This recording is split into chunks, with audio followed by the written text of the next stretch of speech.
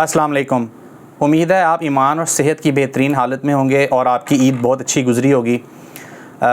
ईद के बाद जो है मैं लाहौर से इस्लामाबाद और फिर इस्लामाबाद से आगे नथिया गली मरी इन इलाक़ों में बाइक पे गया और इस सफ़र में मेरे साथ मेरी मिसेस भी थी। ये मेरा पहला टूर था बाइक के ऊपर और मैंने सोचा कि आपके साथ जो है थोड़ा सा टूर भी शेयर किया जाए और उसके साथ साथ फिर मैं आपके साथ वो इन्फॉर्मेशन या वो रिक्वायर्ड चीज़ें जो होती हैं कि जिसके बारे में एक आम आदमी को होता है कि यार क्या क्या चीज़ें रिक्वायर्ड हैं कि अगर हमने पहली दफ़ा सफ़र करना है तो वो भी मैं आपके साथ शेयर करूँगा। पहले आप जाके ये व्लॉग देखें और उसके बाद फिर आपसे मिलते हैं और फिर मैं आपके साथ इन्फॉर्मेशन शेयर करता हूँ।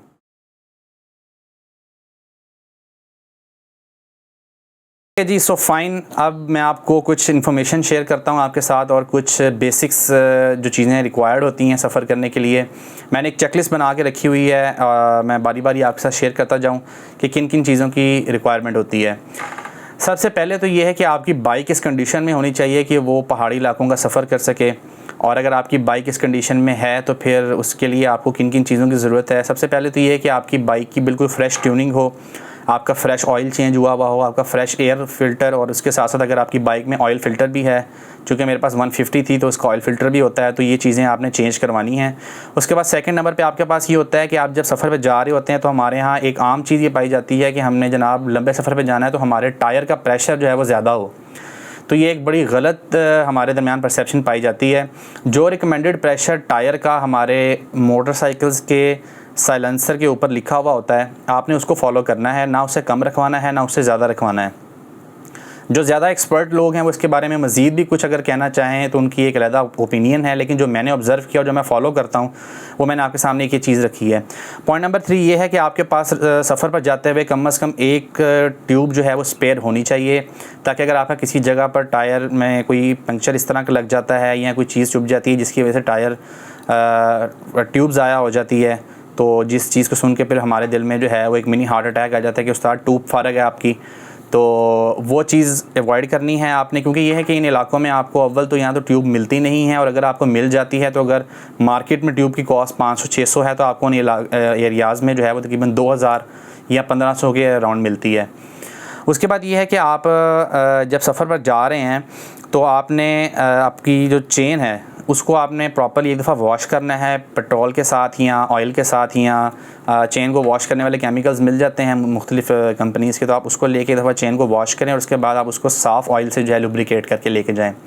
फिर उसके बाद ये है कि आपकी बाइक के इंडिकेटर्स जो हैं वो लाजमी काम कर रहे होने चाहिए, क्योंकि आपने बार बार ओवरटेक भी करना होता है या पीछे से आपकी गाड़ियाँ आ रही होती हैं, को आपकी स्पीड इतनी ज़्यादा नहीं होती, बाइक ज़ोर ले रही होती है इसके मुकाबले में जो 1300 सीसी की या 1800 सीसी की गाड़ियाँ आ रही होती हैं वो काफ़ी स्पीड से जा रही होती हैं। तो आपने इंडिकेटर्स को लाजमी चेक करना है कि वो वर्क कर रहे हो, ताकि आप प्रॉपर्ली जो है वो अपने पीछे आने वाले के साथ ही जिससे आप रास्ता मांग रहे हैं उसके साथ कम्युनिकेट कर पाएँ।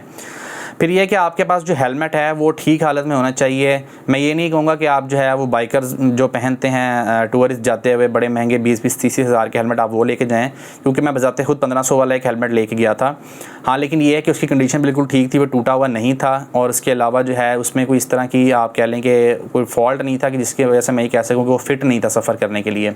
दूसरी बात यह है कि आपका जो हेलमेट है उसका जो वाइज़र है वो काम कर रहा हो, बिल्कुल क्लियर हो, उसके ऊपर दाग ना लगे हुए हों, स्क्रैचेस ना लगे हुए हों, क्योंकि उसकी वजह से आपको सही तरह से छोटे छोटे खड्डे नज़र नहीं आ पाते। या सेकंड ये होता है कि आप अगर रात के टाइम में सफ़र कर गए हैं तो आपके वाइज़र के ऊपर लाइट फैल जाती है और फिर आपको विजन में बड़ा प्रॉब्लम आता है। उसके बाद नेक्स्ट पॉइंट ये है कि आपने जब सफ़र पर जाना है तो आपका जो सामान है उसमें आपके पास एक अदद पैनाडोल सिंपल और पैनाडोल एक्स्ट्रा लाजमी होनी चाहिए। उसके साथ साथ ये है कि आपके पास पेन किलर कोई दवाई या पेन किलर स्प्रे या पेन किलर ऑइंटमेंट वगैरह लाजमी होनी चाहिए, क्योंकि समटाइम ऐसा होता है कि किसी जगह पे मोड़ काटते हुए या किसी जगह पे चढ़ाई चढ़ते हुए आपका पैर एकदम से जो है वो ट्विस्ट कर जाता है, आपको एंकल स्प्रेन आ सकता है या कोई माइनर इंजरी, आपकी सॉफ्ट टिश्यू इंजरी जैसे हमारी ज़ुबान में बोलते हैं वो हो सकती है। तो आपके पास ऐसी लाजमी क्रीम होनी चाहिए जो आप उसको उसी टाइम अप्लाई करें, या आप जब रेस्ट करें तो उसको अप्लाई करें, ताकि आपका ट्रिप जो है वो बर्बाद ना हो।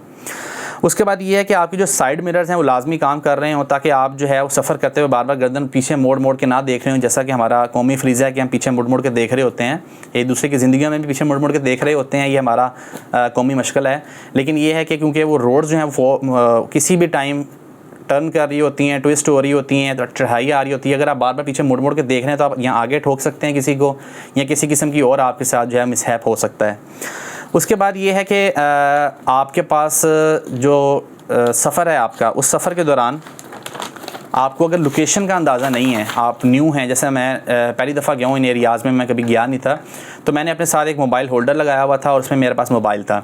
लेकिन ये है कि चूँकि आपका सफ़र कितना लंबा हो सकता है, कितनी देर लग सकती है, आपको अगला सोर्स जो एनर्जी का आपको मिलना है जिससे आप मोबाइल चार्ज करें, ये आपको नहीं पता, तो आपके पास आलमोस्ट 2 मोबाइल होने चाहिए, दोनों फुली चार्ज हों और दोनों के अंदर जो है वो डाटा कनेक्शन की अवेलेबिलिटी होनी चाहिए, यानी इंटरनेट मौजूद होना चाहिए, ताकि आपको किसी किस्म का प्रॉब्लम ना हो कि अगर आपका एक मोबाइल बंद हो जाता है और दूसरा आपका काम कर रहा हो। अगर आपके पास पावर बैंक है तो वेल एंड गुड है, ताकि आप उसको अपने साथ रखें और किसी भी टाइम जो है वो चार्ज कर सकें। अगर आपके बाइक्स जो हैं उसका टायर को यूज़ करते हुए आपको बहुत ज़्यादा टाइम हो गया हुआ है, आपने 6-7 साल से बाइक रखी हुई है, टायर चेंज नहीं करवाए, तो फिर आप लाजमी जाते हुए टायर चेंज करवाएं। सेम वही बात है कि अगर आप वहाँ जा रहे हैं नादर्न एरियाज़ में और वहाँ जाके आपका टायर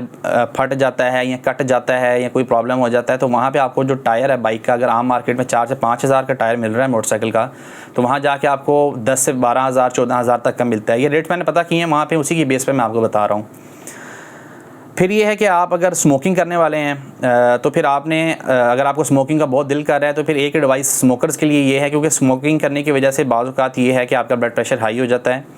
और आपने अगर स्मोकिंग करनी भी है तो आप स्मोकिंग करके 10-15 मिनट आराम करें और उसके बाद अपना सफ़र दोबारा शुरू करें। क्योंकि अगर आपने स्मोकिंग की है और उसके बाद आप फ़ौरन उसी टाइम सफ़र में निकल गए हैं, या अक्सर लोगों की आदत होती है कि बाइक चलाते हुए भी वो स्मोकिंग कर रहे होते हैं, तो ये ख़तरनाक हो सकता है इस सेंस में कि ब्लड प्रेशर हाई होने की वजह से या कोई और विजन प्रॉब्लम जो है स्मोकिंग की वजह से अगर आ जाता है तो आपका सर चक्कर आ जाता है, क्योंकि आप मुसलसल वहाँ पर यूँ ट्विस्टिंग की रोड्स होती हैं तो आपने उसके ऊपर मुसलसल मूव करना होता है, तो आपकी नज़र फिर जाना, जैसे हम कहते हैं, आपकी नज़र किसी वक्त फिर सकती है। तो इस चीज़ से आपने अवॉइड करना है कि आप लोग उस टाइम पे स्मोकिंग करें कि जिस टाइम पे अगर आप फॉर एग्जांपल आप चाय पीने के लिए बैठे हैं या आप रेस्ट करने के लिए बैठे हैं, तो इस तरह। दूसरे केस में आपने स्मोकिंग से अवॉइड करना है। उसके बाद ये है कि आपने जब इन एरियाज़ में जाना है तो मेरी तरह का बंदा जो पहली दफ़ा गया है वो चीज़ें देख के बड़ा खुश हो रहा होता है, तो वो मुसलसल कभी इधर देख रहा है, कभी दूसरी तरफ देख रहा है, कभी हवाओं में देख रहा होता है, तो ये चीज़ बड़ी ख़तरनाक हो सकती है। आपने बाइक चलाते हुए सिर्फ दाएँ बाएँ आप थोड़ा बहुत देख सकते हैं जिस तरह हम रोड पर देख रहे होते हैं, लेकिन अगर आप किसी गहराई की तरफ देख रहे हैं कि यार इस तरफ बड़ा खूबसूरत मंजर है रोड के, आप उसको देखना शुरू कर देते हैं, या आप देखते हैं किसी जगह क्लाउड बहुत ज़्यादा दूर नज़र आ रहे हैं क्योंकि बहुत ज़्यादा डेप्थ होती जा रही होती है जैसे जैसे आप ऊपर जा रहे होते हैं, तो उस केस में भी ये, क्योंकि मैंने पर्सनली फील किया, मैंने 2-3 दफ़ा जो है मेरी ज़रा वादियों की तरफ चली गई तो मेरा मोटरसाइकिल अपनी लेन को छोड़ के दूसरी लेन में चला गया था, और वहाँ पे वन वे नहीं होती, एक ही सिंगल रोड होती है जिसको आने और जाने वाले लोग यूज़ कर रहे होते हैं। तो आपने इस चीज़ को भी अवॉइड करना है। अगर कोई बहुत खूबसूरत मकाम आपके सामने आ जाता है तो आप बाइक को साइड पर रोकें, उसके बाद उतर के वहाँ तस्वीरें बनाएं, उसको एंजॉय करें और फिर दोबारा सफ़र पर चल पड़ें। और उसके बाद ये है कि अगर तो आपकी डेस्टिनेशन, जिस तरह मेरी डेस्टिनेशन ज़रा छोटी थी कि मैं इस्लामाबाद से जो है वो मरी गया, 1.5 घंटा मुझे वहाँ लग गया मरी जाने में, इस तरह मरी से नथिया गलिया 1.5 घंटा मुझे वहाँ लग गया, फिर थोड़ा सा आगे गया वहाँ मुझे 1-1.5 घंटा लग गया, तो ये एक सफ़र थोड़ा छोटा ही है कि 5-6 घंटे का सफ़र था। तो इसके दौरान लेकिन मैंने फिर भी खाना बहुत थोड़ा खाया है। लेकिन अगर कोई बंदा ऐसा है कि जो मोटर बाइक पे इस्लामाबाद से नारान कागान की तरफ जा रहा है या किसी और ऐसे एरिया की तरफ जा रहा है जो कि 8-10 घंटे का फ़ासला है, तो आपने बहुत ज़्यादा खाना नहीं है, उसकी वजह से आपको जो है वो जिसे आप कह सकते हैं कि लागरपना आ सकता है, आपको सुस्ती आ सकती है और बाइक चलाते हुए आपकी आंख लग सकती है या थकावट होने लग जाएगी बहुत ज़्यादा। तो इस चीज़ से आपने अवॉइड करना है और इतना आपने खाना खाना है कि जिससे आपका जो है वो थोड़ा सा जो शुगर लेवल है वो मेंटेन हो जाए और आपको जो है वो भूख फील ना हो रही हो। फिर ये है कि आपने किसी भी जगह पे अगर आपको नींद महसूस हो रही है, आपको महसूस होने लग गया कि मुझे जो है वो सुस्ती ज़्यादा आ रही है, मुझे आंख लग रही है, मुझे महसूस हो रहा है ये है, तो आपने उसी वक्त वहाँ पे बाइक रोकनी है। अगर आपके पास कोई चादर है वो बिछाएं, लेट जाएं, वहाँ पे आराम कर लें थोड़ी देर, आंख ना भी लगाएं, थोड़ी देर लेट जाएं, अगर आंख लगा सकें तो वेल एंड गुड है। लेकिन आपने ये नहीं सोचना कि यार ये बस 15-20 किलोमीटर ही रह गए हैं फ़लाँ जगह पे पहुंचने में, तो मैं बस पहुंच जाऊंगा तो एक ही दफ़ा वहां जाके मैं रेस्ट करूंगा और सोऊंगा। तो इस तरह से आपने नहीं करना, क्योंकि वहाँ के जो 15 किलोमीटर हैं वो भी आपको 1.5 घंटा तक खींच जाते हैं, क्योंकि रास्ते इस तरह के होते हैं। जैसे मैं नथिया गली के पास एक जगह वादी में उतरा हूँ तो वहाँ मुझे फासला तकरीबन 5-5.5 किलोमीटर का था, लेकिन उसे उतरने में और उसे चढ़ने में मुझे तकरीबन 2-2.25 घंटे लगे हैं, क्योंकि वो रास्ता सारा पत्थरों में मुश्तमिल था, वहाँ रोड नहीं थी। तो और मुझे वहाँ पे वाकई नींद भी आ रही थी, लेकिन ये है कि मैंने अपना बाइक साइड पर रोक लिया, क्योंकि मेरी बहुत जब से मैंने ड्राइविंग स्टार्ट की है मेरी तब से ये अपनी एक आप कह लें कि पॉलिसी रही है, या मेरा एक ये होता है कि मुझे जब भी नींद फील होती है मैं वहीं गाड़ी रोक लेता होता था और वहीं सो जाता था। तो इस तरह अगर आप सिंगल हैं या अगर आप डबल सवारी भी है, आपके साथ कोई बंदा है तो उसको नींद आ रही है, तो आपने ये नहीं सोचना कि यार ये है तो इसकी तो खैर ये सो भी जाए तो कोई बात नहीं, क्योंकि जो पिछला बंदा आपके पीछे बैठा हुआ है अगर वो सो जाता है और वो सोने के बाद राइट या लेफ़्ट किसी तरफ गिरता है तो आप भी बाइक समेत उसी तरफ गिर पड़ेंगे। तो इस चीज़ को आपने बिल्कुल लाइट नहीं लेना और आपने इस चीज़ को अवॉइड करना है कि किसी को भी नींद आ रही है तो उसी वक्त बाइक वहाँ रोक कर आपने आराम करना है और उसके बाद अगले सफ़र पर आपने रवाना होना है। एट द एंड मैं ये कहूँगा कि अच्छा कुछ ये सवाल भी होते हैं कि यार फ्यूल कॉस्ट क्या रही आपकी और ओवरऑल आपकी जर्नी कैसी रही। तो मैं आपको बताता हूँ कि इस्लामाबाद से जो है नथिया गली तक मुझे तकरीबन 2500 का मेरा फ्यूल लगा है। ये फ्यूल थोड़ा सा महंगा है इस लिहाज से क्योंकि मेरे पास सुजुकी 150 है और उसकी माइलेज 40 से 45 के दरमियान में होती है। तो 40 से 45 के दरमियान होने की वजह से जब पहाड़ी इलाकों में मैं गया हूँ तो वहाँ जाके बाइक का बहुत ज़्यादा ज़ोर लग रहा होता है और मेरे साथ हम लोग डबल थे, हम 2 बंदे थे, तो उसकी वजह से भी बाइक को बहुत ज़्यादा ज़ोर लगाना पड़ रहा था बार बार। और हमारा फ़र्स्ट एक्सपीरियंस था तो ये भी थोड़ी हमें अंडरस्टैंडिंग नहीं हो पा रही थी कि हम किस गियर में बार बार रख के बाइक चलाएं, कि दूसरे में रख के चलाएं या तीसरे में रख के चलाएं, क्योंकि दूसरे में रखते थे तो तीसरे की तरफ शिफ्ट होने वाली उसकी हालत होती थी और तीसरे में जाते थे तो लगता था दूसरे की रिक्वायरमेंट थी, तो इस वजह से फ्यूल काफ़ी हमारा ज़ाया भी हो गया। दूसरा ये था कि लाहौर से इस्लामाबाद तक कितना फ्यूल लगा है, वो हमारा तकरीबन 2500 का लगा है, वो भी क्योंकि तकरीबन 300 किलोमीटर का फासला है जीटी रोड से। और उसके बाद ये था कि हम लोगों ने नाश्ता किया वहाँ जाके, तो वहाँ पे हमें नाश्ता हमें तकरीबन 1000 का राउंड पड़ा था, हम 2 बंदों को आराम से खुला डुला हमने नाश्ता किया था नथिया के लिए करीब जाकर। फिर उसके बाद ये है कि हम लोग वहाँ पे एक वादी में नहीं, हम लोग एक आबशार के पास गए थे जो गवर्नर हाउस के पास है नथिया गली में। वहाँ पर हम लोग गए हैं तो वहाँ पर तकरीबन हम लोगों ने कुछ थोड़ा अपने आप को रिलैक्स करने के लिए चाय वगैरह और फ्राइज़ वगैरह मंगवाए थे, तो 700 हमें वो पड़ गया था। तो उसके बाद हम लोग वहाँ से वापस आए हैं और यानी हमारा 1 डे टूर था। हम लोग सुबह 6 बजे निकले हैं और उसके बाद रात को हम लोग तकरीबन 11 बजे घर वापस इस्लामाबाद आ गए थे। मेरे साथ मिसेस थी मेरी, उनकी तबीयत कुछ ख़राब भी हुई बीच में। उसकी रीज़न ये भी थी कि हम लोग 2 दिन से सोए नहीं थे क्योंकि हम लोग रिसेंटली इस्लामाबाद शिफ्ट हुए हैं, तो शिफ्टिंग के काम भी थे और उसके अलावा ये भी था कि हम लोगों की ज़रा सोने की रूटीन और जागने की रूटीन ख़राब थी, तो हम लोग सोए बगैर ही ऐसे ही निकल पड़े थे अचानक से। तो मिसेस मेरी बार बार सो रही थी, तो मैंने फिर अल्टीमेटली बाइक एक साइड पर रोक के हम लोगों ने 1 घंटे का स्टे किया। उतनी देर में वो थोड़ा सा सो के फ्रेश हो गई, तो उसके बाद हम दोबारा सफ़र पे निकल पड़े थे। जीटी रोड के हवाले से मैं आपको एक इन्फॉर्मेशन ये देता चलूँ कि अगर आप लाहौर से इस्लामाबाद आ रहे हैं और बाइक पे आ रहे हैं, प्रेफर मैं आपको ये करूँगा कि आप लाहौर से इस्लामाबाद तक किसी न किसी बस के ऊपर अपनी बाइक रखवा के ले आएँ और उसके बाद इस्लामाबाद से आगे बाइक पे चले जाएँ, क्योंकि लाहौर से इस्लामाबाद तक जो जीटी रोड की हालत है वो इस कदर शिकस्ता हो चुकी है कि आपका मोटरसाइकिल का बेड़ा गर्क वहीं हो जाएगा।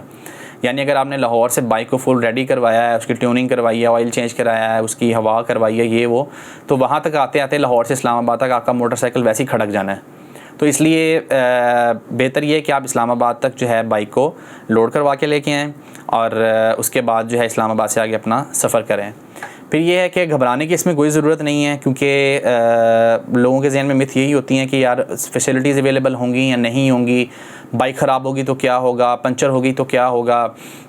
इस तरह की चीज़ें। तो जहाँ तक मैं गया हूँ वहाँ तक मैं आपको ज़रूर बताता हूँ और थोड़ा सा मैंने अपने जो दोस्तों से नॉलेज गेन किया उसके मुताबिक भी कि आपके पास जो जिस तरह अब मैं इस्लामाबाद से नथिया गली गया हूँ, तो इस्लामाबाद से नथिया गली तक जाते हुए रास्ते में मरी आ रहा है, डोंगा गली आ रही है, झिंगा गली आ रही है, इस तरह के स्पॉट्स आ रहे हैं। तो वहाँ मैकेनिक भी बैठे हुए हैं, अगर आपके मोटरसाइकिल में कोई टेक्निकल प्रॉब्लम हो जाता है आप ठीक करवा सकते हैं वहाँ से। इसी तरह आपका बाइक अगर पंक्चर हो जाता है, आपको पंक्चर नहीं लगाना आता, ज़रूरी नहीं है कि आप पंक्चर किट साथ रखें और पंक्चर जो है लगाना सीखें, क्योंकि आपने अगर पहले दिन पंक्चर लगाना सीखा है और दूसरे दिन आप सफ़र पे निकल पड़े हैं तो ये एक तरह की जो है वो रिस्क है कि आप वहाँ मोटरसाइकिल खोल के तो बैठ जाएँ, बाद में आपसे वो सेट ना हो रहा हो। तो इसीलिए आपसे वहाँ पे जो मेडिसिन की फ़ैसिलिटीज़ हैं या हॉस्पिटल्स की फ़ैसिलिटीज़ हैं वो भी वहाँ तक नथिया गली तक हैं। डॉक्टर्स बैठे हुए हैं, गवर्नमेंट के जो हैं वो इंस्टीट्यूशंस बने हुए हैं, या आप कह लें कि जो हेल्थ सेंटर्स होते हैं वो बने हुए हैं, वहाँ पे डॉक्टर्स अवेलेबल होते हैं, मेडिकल स्टोर्स बने हुए हैं, आप वो ले सकते हैं। फिर होटल्स की बात आ जाती है। हमने होटल अवेल नहीं किया हमने, क्योंकि हम लोगों ने वापस जाना था, हम लोगों का इरादा नहीं था रुकने का, हम लोग वापस इस्लामाबाद आ गए थे। लेकिन वहाँ जाके मैंने रेट्स वगैरह पता किया तो अगर तो आप किसी मेन रोड की तरफ होटल ले लेते हैं और वहाँ पे आप रहना चाह रहे हैं तो वहाँ पे आपका जो रेंट वो लोग चार्ज कर रहे हैं वो 8,000 7,000 6,000 तक भी चार्ज कर रहे हैं। लेकिन अगर आप थोड़ा सा पीछे को आ जाते हैं तो आपको इवन 2,000 तक भी रूम मिल जाता है। ये मैंने पता किया था, इसलिए मैं आपको बता रहा हूँ कि 2,000 तक विद फैमिली आपको मिल जाता है। लेकिन अगर आप फ्रंट पे लेना चाह रहे हैं, बिल्कुल रोड के ऊपर लेना चाह रहे हैं, तो वहाँ पर आपको 8,000 6,000 तक भी मिल जाएगा। तो आई होप कि जो चीज़ें थी वो मैंने डिस्कस कर दी हैं। और इसके अलावा भी अगर किसी किस्म की कोई क्वेरी हो, कोई क्वेश्चन पूछना हो किसी ने, तो वो कमेंट्स में मुझसे पूछ सकता है, तो आई विल शोरली आंसर। और अपना बहुत ख्याल रखिएगा। अल्लाह हाफ़िज़।